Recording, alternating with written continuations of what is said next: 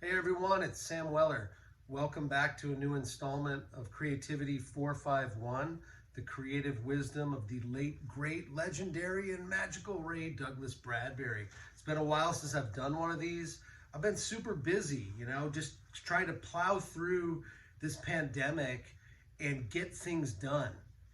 The first time I met Ray Bradbury, walked in his house in May of 2000. He had suffered a debilitating stroke a few months earlier, lost the ability to type, lost the ability to even write with his beloved Sharpie marker. He could no longer write. And I said, my God, you are such a creative entity. How are you getting through this? Are you able to create anything? And he said, not much, Sam, not much. It's tragic. And I said, well, what are you working on? And he said, well, I'm working on a screenplay right now for Paramount. I'm working on a new theatrical play for my theater company that works in Burbank. I'm working on a collection of my poetry. I'm working on a book of essays.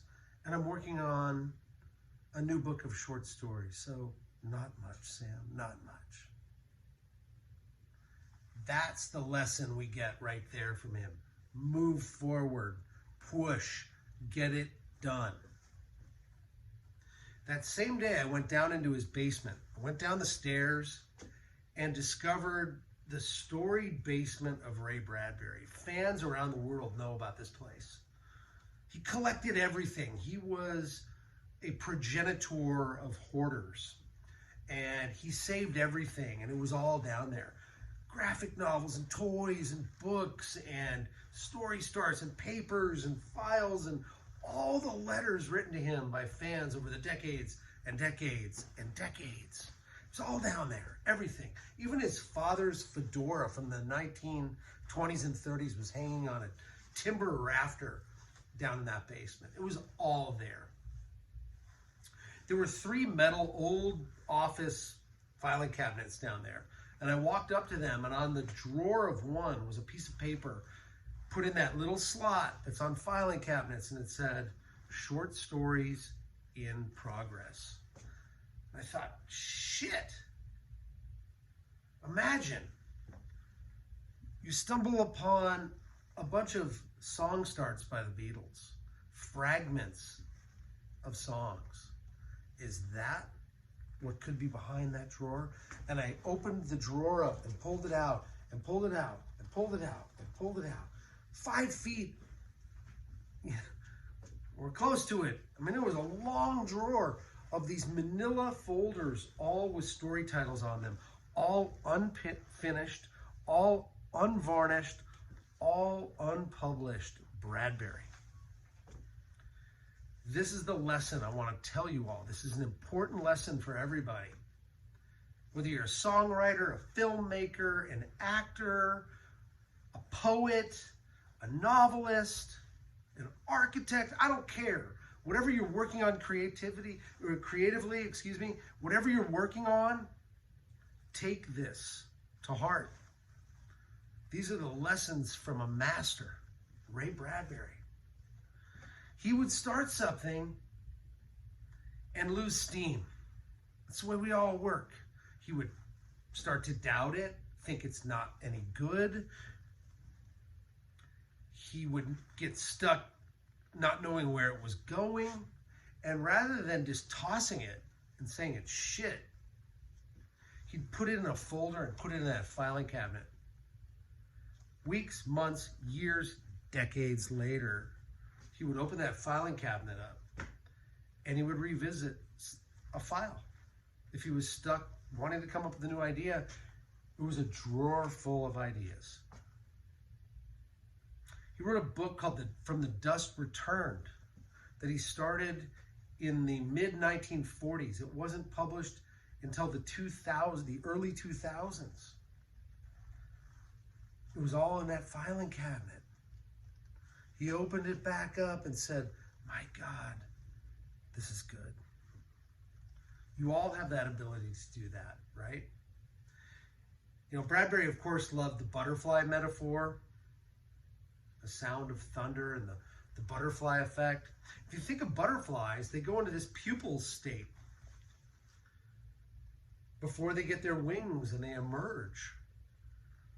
The pupal state can last weeks, months. In the case of some species, it can last up to 2 years before the wings break through and emerge and fly. That's your creativity. You must let it go into the pupal state, and you can't rush it. I have a good friend, John McNally. He's a remarkable creative writing professor.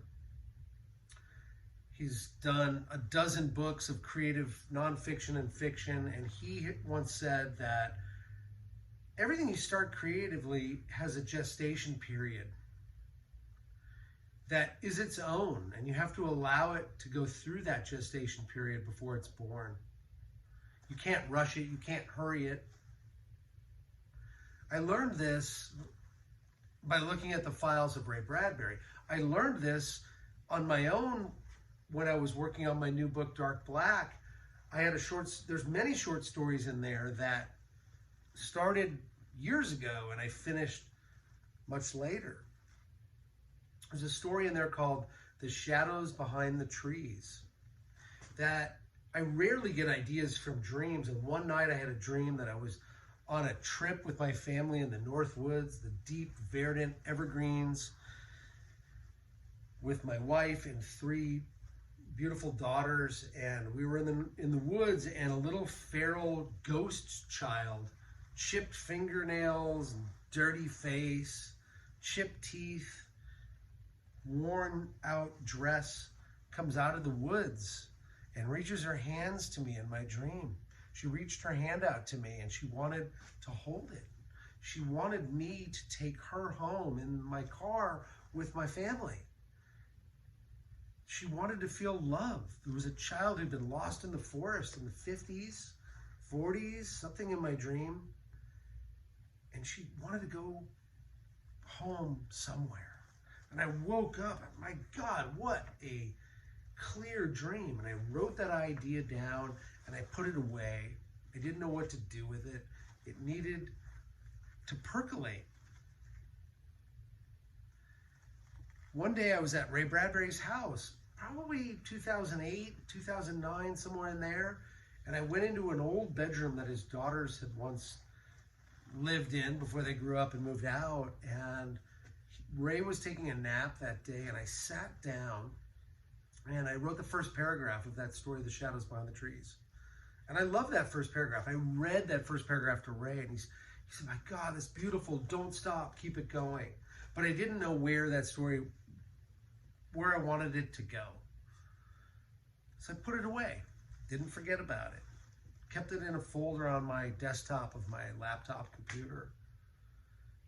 And then a couple years later, I went back, and all the blockage, all the problems I was having with where was it going, it was solved. I figured it out, and I wrote that short story.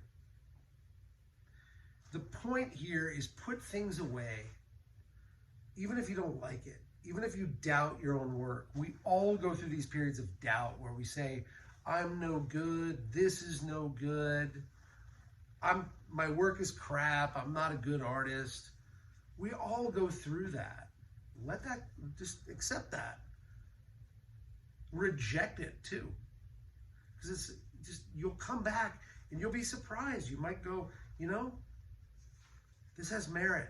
I can finish this. So I want all of you to take this lesson from Bradbury to heart.